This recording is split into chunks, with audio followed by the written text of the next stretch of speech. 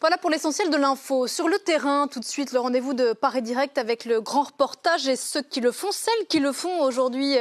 Bonjour Anaïs Guérard. Bonjour. Et bienvenue sur ce plateau. Bonjour Karina. Bonjour Pauline. Et bienvenue à vous deux. Vous venez avec Clovis Casali et Mohamed Farad de traverser l'Europe pendant un mois à bord du bus de l'Europe. 10 destinations pour prendre le pouls des Européens. Leurs attentes à 15 jours maintenant du scrutin du 26 mai. Vous en avez rapporté tous les 4 toute une série de reportages qu'on va retrouver à partir d'aujourd'hui sur notre antenne et ce jusqu'au jour des élections. Karina, d'abord, que retenez-vous de ce périple ? Alors sur les thèmes, bien sûr, on a beaucoup vu question, celle des migrants, celle du chômage. On voit bien que la crise des migrants et la crise de la zone euro est passée par là. Mais ce qui nous a surpris, Anaïs et à moi, finalement, c'est que c'est un thème auquel on n'avait pas pensé et que l'on a retrouvé dans tous les pays. C'est celui du déclin démographique sur le vieux continent, des pays comme l'Italie, comme l'Autriche, où l'on voit une population vieillissante. Ou d'autres pays à l'Est, là on voit la Hongrie ou encore la Pologne, où les jeunes, une fois diplômés, ont tendance à quitter le pays pour trouver des emplois mieux rémunérés, que ce soit au Royaume-Uni, en France, en Autriche ou encore en Allemagne. Et cela, eh bien, ça crée un gros problème de pénurie de main-d'œuvre dans ces pays, dans les usines qui, par exemple, parfois ne peuvent pas honorer leurs commandes faute de main-d'œuvre. Alors, le gouvernement hongrois, puisque c'est le cas que j'ai étudié, sa réponse, c'est bien évidemment de ne pas recourir à l'immigration. Vous savez qu'il est anti-immigration. Mais c'est plutôt de mettre en place des mesures pro-natalité ou une loi très controversée, qui est la loi sur les heures supplémentaires, qui en gros autorise les entreprises à imposer à leurs salariés jusqu'à 400 heures supplémentaires par an. C'est quasiment 2 fois plus que la moyenne européenne. Et le tout rémunéré seulement 3 ans après. Alors quand cette loi est passée, il y a eu une énorme contestation dans la rue, beaucoup de manifestations.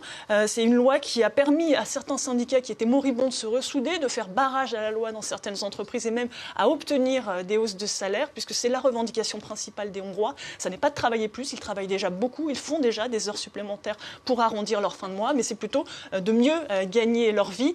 Et un syndicaliste que nous avons rencontré dans une usine qui est à une centaine de kilomètres de Budapest nous disait que contrairement au discours officiel, eh bien déjà ces entreprises recrutaient à l'étranger. Je vous propose de l'écouter.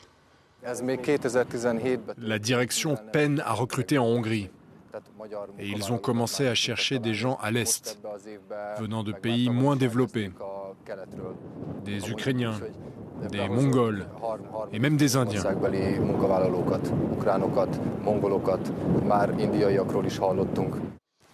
Alors là, nous sommes donc en Hongrie. Anaïs, avec vous, on va aller en Autriche à présent. Vous vous êtes intéressée à une loi en particulier qui s'attire les foudres de Bruxelles. Alors cette loi, en fait, elle indexe les allocations sur le pays de résidence des enfants. Ça veut dire que vous touchez, par exemple, 2 fois moins si votre enfant vit en Bulgarie. Donc les principaux concernés, les principales cibles, c'est les travailleurs et travailleuses de l'Est. L'objectif pour le gouvernement, c'était de faire l'économie de 100 millions d'euros par an. Je vous propose d'écouter une aide-soignante slovaque qui est concernée par la réforme et qui se dit un peu citoyenne de seconde zone. C'est mal, c'est une énorme discrimination. Seconde zone ou même troisième zone, je ne sais pas. Les prix, seuls les loyers sont moins chers en Slovaquie. Mais le gaz, le chauffage, l'eau, la nourriture, les vêtements, tout coûte exactement la même chose. Tout. Alors Bruxelles interdit la différence de traitement entre les travailleurs européens et donc a déclenché une procédure d'infraction à l'encontre de l'Autriche. Vienne se défend en disant que ce n'est pas une loi discriminatoire puisqu'elle elle ne repose pas sur la nationalité. Les Autrichiens qui ont des enfants qui vivent à l'étranger sont eux aussi concernés. Le problème, c'est que l'Union européenne avait refusé à la demande de l'Allemagne fin 2018 de changer sa constitution à ce sujet même. L'un des spécialistes du droit européen autrichien me disait que finalement le gouvernement se savait dans l'illégalité et c'était l'effet politique recherché d'être sanctionné pour mieux ensuite stigmatiser Bruxelles. Alors si 80% des Autrichiens sont en faveur de cette loi, il y a aussi des voix qui s'élèvent contre le gouvernement, contre cette coalition conservateur et extrême droite. Notamment chaque jeudi en ce moment à Vienne, 2 à 3 000 personnes défilent. Dans le cortège, j'ai rencontré les mamies contre la droite. Elles dénoncent carrément un gouvernement raciste, sexiste.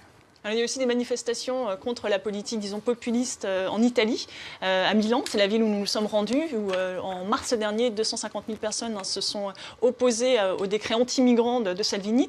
Vous savez, Milan, au départ, c'est une ville très accueillante pour les migrants, qui a un tissu très important d'associations, notamment catholiques, qui accueillaient et qui aidaient ces migrants à s'intégrer, à trouver une formation, à trouver un emploi et un toit. Et avec ce décret, eh bien, effectivement, cette politique, en tout cas cette ville accueillante, est mise à rude épreuve. C'est ce que vous verrez dans ce reportage. reportage. Voilà, on comprend donc qu'au cours de vos 10 étapes, vous êtes entré vraiment dans le vif du sujet, de ce qui intéressait et inquiétait ces Européens que vous avez rencontrés. Vous l'évoquiez tout à l'heure, Karina, quelle stratégie face au déclin démographique et aux pénuries de main-d'œuvre?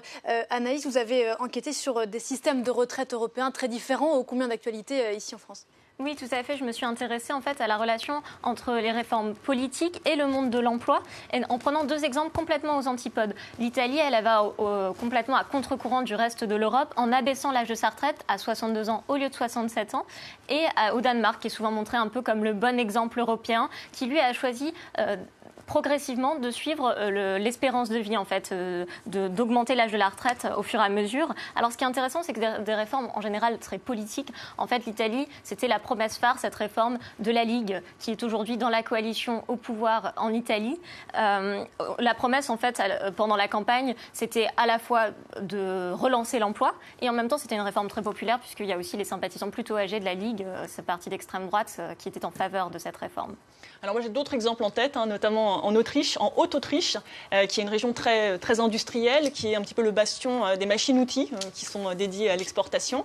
Eh bien, pour recruter face aux pénuries de main-d'œuvre, il y a deux stratégies. D'une part, on fait appel aux apprentis, aussi bien pour les postes d'ingénieurs que d'ouvriers spécialisés. Les entreprises forment leur personnel pour mieux les fidéliser. Et comme ça ne suffit pas, eh bien, ils font de plus en plus appel aux robots, des machines totalement automatisées qui n'ont quasiment pas besoin de l'homme pour fonctionner. Un deuxième exemple, c'est celui qu'on voit ici, c'est aux Pays-Bas, où on voit cette personne qui a été pendant longtemps à gérer son propre magasin de vêtements, qui a fait faillite et qui, au bout de 3 semaines, eh bien, le gouvernement l'a poussé à devenir serveur, parce que c'est un des secteurs en tension qui peine à trouver de la main-d'œuvre. Et en gros, le système, l'agence pour l'emploi, disons, force dans la mesure où si on n'accepte pas l'emploi, on risque de perdre ses allocations chômage. Voilà. Troisième exemple, c'était Sonderborg, c'était la ville qu'on a vue avant aux Pays-Bas, où là, disons qu'on mise, c'est un petit peu différent, on mise sur la transition écologique pour essayer de garder chez soi les jeunes, des jeunes qui faisaient leurs études et qui traditionnellement partaient à Copenhague ou dans des plus grandes villes pour travailler.